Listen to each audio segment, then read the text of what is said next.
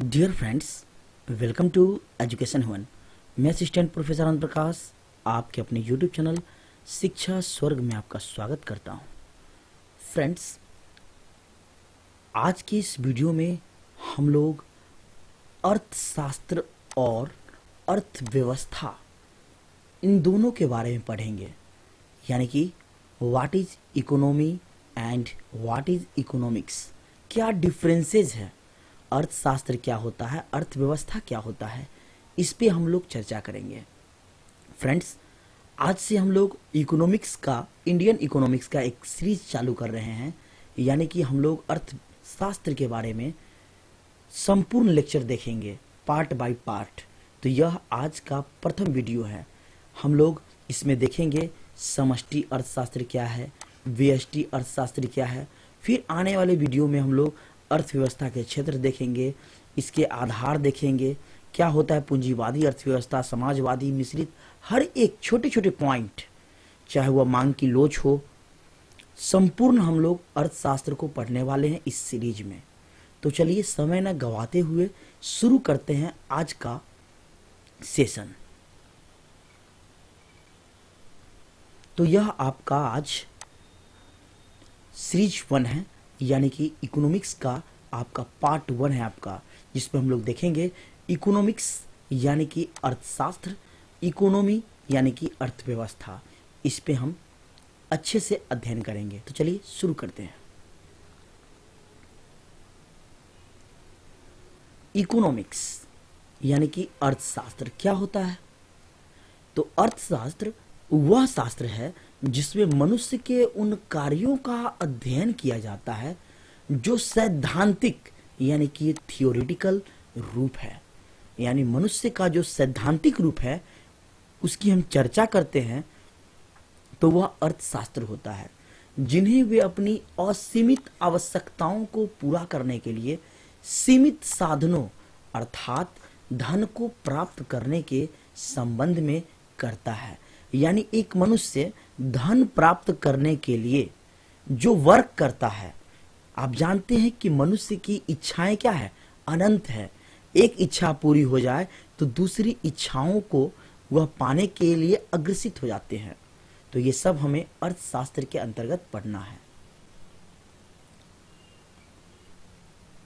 थोड़ा और जानते हैं इनके बारे में।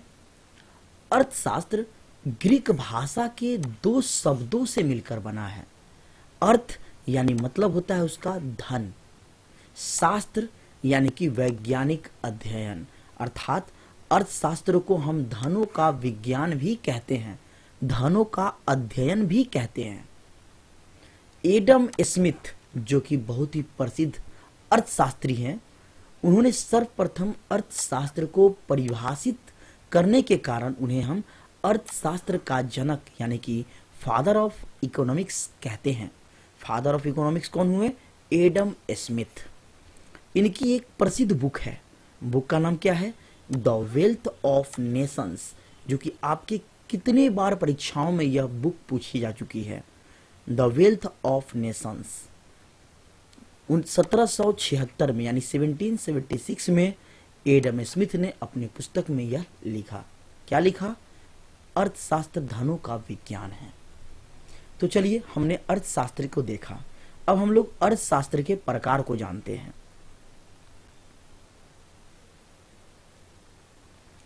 अर्थशास्त्र के प्रकार यानी कि टाइप्स ऑफ इकोनॉमिक्स। तो अर्थशास्त्र 2 प्रकार के होते हैं। कितने? 2 प्रकार के। एक होता है आपका माइक्रो इकोनॉमिक्स, जिसे हम कहते हैं व्यष्टि अर्थशास्त्र। एक होता है आपका मैक्रो। क्या है? मैक्रो। देखिए, सिर्फ एक वर्ड का डिफरेंस है, यहाँ आपका माइक्रो है आई और यहाँ आपका मैक्रो है ए। मैक्रो इकोनॉमिक्स, जिसे हम कहते हैं समष्टि अर्थशास्त्र। मैं आपको आसान भाषा में बताता हूं कि व्यष्टि अर्थशास्त्र क्या होता है और समष्टि अर्थशास्त्र क्या होता है। तो चलिए देखते हैं पहले व्यष्टि अर्थशास्त्र। व्यष्टि अर्थशास्त्र यानी कि माइक्रो इकोनॉमिक्स। व्यष्टि अर्थशास्त्र के अंतर्गत व्यक्तिक इकाइयों जैसे कि व्यक्ति के बारे में, परिवार, फर्म, उद्योग अनेक वस्तुओं की कीमत आदि का अध्ययन किया जाता है। इसके अंतर्गत यह जानने का प्रयास किया जाता है कि बाजारों में व्यक्तियों की अंतःक्रिया द्वारा वस्तुओं व सेवाओं की मात्राओं और कीमतें निर्धारित होती है। यानी माइक्रो मीन्स छोटा, इन छोटी छोटी पहलू जैसे कि व्यक्ति, परिवार, फर्म, उद्योग, वस्तु की कीमत, इन सब के बारे में जहां हम अध्ययन करते हैं उसे हम माइक्रो इकोनॉमिक्स कहते हैं, यानी कि व्यष्टि अर्थशास्त्र कहते हैं। अब छोटा सा उदाहरण देखते हैं। उदाहरण है आपका मांग और पूर्ति, यानी कि डिमांड एंड सप्लाई। ये क्या होता है? अब देखिए, बाजार में जो है क्या होता है, एक उत्पादक होते हैं, एक उपभोक्ता होते हैं। उत्पादक कौन? जो सामान को प्रोड्यूस करते हैं, उत्पादन करते हैं, ठीक है। अब इसका यूज कौन करेगा? तो इसका यूज करेगा उपभोक्ता, यानी कि हम लोग। तो पूर्ति और मांग दोनों में देखिए, समझिए, मान लेते हैं कि मार्केट में जो है दूध का सप्लाई हो रहा है, जितना लोग हैं, जितना उत्पादन हो रहा है, उतना ही उपभोक्ता है, कोई फर्क नहीं पड़ेगा, ठीक है। यदि डिमांड बढ़ जाए, यदि डिमांड बढ़ जाए यानी कि मांग बढ़ जाए, और यदि पूर्ति नहीं बढ़े तो मूल्य क्या होगा? बढ़ जाएगा। फिर से समझिए, मान लेते हैं एक छोटा सा उदाहरण दूध के बारे में लेते हैं। जैसे सुधा प्रोडक्ट है आपका, अमूल है, राज है, ये सब प्रोडक्ट का है। यदि मांग जो है बढ़ जाए, जैसे 100 लोग, यहां हम एग्जांपल लेते हैं, 100% जो है खरीदार है, कंपनी 100 व्यक्ति के लिए जो है दूध बना रही है और बिक रहा है। लेकिन यदि मांग बढ़ जाए, मांग बढ़ जाए और मांग जो है 100 लोगों के लिए, यदि मान लेते हैं दूध 1 क्विंटल का प्रयोग किया जा रहा है 100 लोगों के लिए, और यदि मांग जो है 1.5 क्विंटल हो जाए, और यदि पूर्ति कंपनी ना करे और मांग बढ़ जाए, तो प्राइस क्या होगा? बढ़ जाएगा। प्राइस क्या होगा? बढ़ जाएगा। यानी मांग और पूर्ति हमेशा एक दूसरे से जुड़ी हुई है। यदि मांग बढ़ेगी और कंपनी पूर्ति नहीं की तो वहां पर डिमांड बढ़ेगा, तो प्राइस भी बढ़ेगी, और यदि मांग घट जाती है तो वहां पे प्राइस भी क्या होती है? घट जाती है। तो ये होता है मांग और पूर्ति, यानी कि मार्केट में जो है डिमांड जितना ज्यादा रहेगा उसकी कीमत उतना ही परिवर्तित होती रहेगी, और जितना जैसे कि मांग कमेगा और पूर्ति जो है वह उतना ही रहेगा, तो यहां पर क्या होगा? आपका प्राइस घट जाएगा। तो चलिए एक और उदाहरण के द्वारा इसको देखते हैं। यहां देखिए, law of supply and demand, यानी मांग और पूर्ति का लॉ। इफ प्राइस इंक्रीजेज, यदि प्राइस बढ़ जाती है, कीमत, ठीक है, तो सप्लाई बढ़ेगी लेकिन डिमांड क्या होगा? घट जाएगा। क्योंकि आप सीधी बात जानते हैं, एक छोटा उदाहरण लीजिए ओनियन के बारे में, यानी प्याज के बारे में। यदि प्याज जो है एकाएक क्या होता है, मार्केट में तेजी आ जाती है, उसका जो कीमत है बढ़ जाती है, तो मार्केट में जो है डिमांड क्या हो जाता है? कम जाता है। क्योंकि लोग जो है वो ऐसा सामान है कि लोग उसको कम कर देते हैं। हाँ, कुछ प्रोडक्ट ऐसे होती है जो लोगों की काफी आवश्यकता से जुड़ी होती है, उसमें डिमांड नहीं कमता है। जैसे कि आपका हुआ अनाज, गेहूं हुआ, चावल हुआ, दूध हुआ। अब ये सब लोगों की नीड्स है, आवश्यकता है, तो इसमें ज्यादा डिमांड में कमी नहीं आएगी। लेकिन यदि कीमतें घट जाती है, कीमतें घट जाती है, तो यहां क्या होगा? डिमांड बढ़ेगा। डिमांड क्या होगा? बढ़ेगा। चलिए एक और देखिए यहां डिमांड और सप्लाई के बारे में। यहां देखिए, यदि किसी का डिमांड जो है बढ़ जाता है तो वहां प्राइस क्या होगा? बढ़ेगा। कब? जब सामान शॉर्ट करेगा तब, सामान मार्केट में कमेगा, पूर्ति कम होगी तब। यही यहां देखिए, अगर डिमांड कमता है तो प्राइस भी क्या हो जाता है? कम हो जाता है। और इसमें क्या होता है? सामान की मार्केट में अधिकता हो जाती है।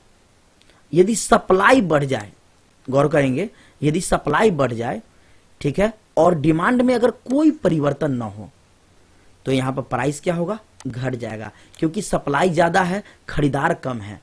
अर्थात यहाँ पे प्राइस क्या होगा, घट जाएगा। इसी प्रकार यदि सप्लाई कम हो जाए और लोग तो खरीदार उतना ही है मार्केट में, तो वहां पे प्राइस क्या हो जाएगा, बढ़ जाएगा और सामान का शॉर्टेज हो जाएगा।